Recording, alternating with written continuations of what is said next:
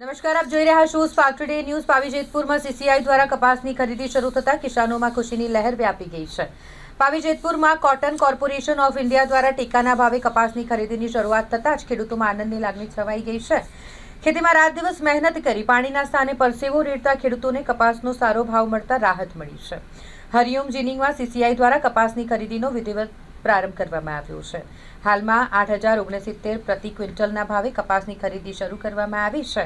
આ ભાવને કારણે ખેડૂતોને પોતાના પાકનું યોગ્ય વળતર મળવાની આશા બંધાઈ છે, જેના પરિણામે ખેડૂત વર્ગમાં ખુશીની લહેર જોવા મળી રહી છે। आज सीसीआई द्वारा कपास खरीदी हरिओम जिनिंग पावी जेतपुर पे शुरू हुई है। किसान द्वारा स्लॉट बुकिंग करके यहाँ पे आए हैं।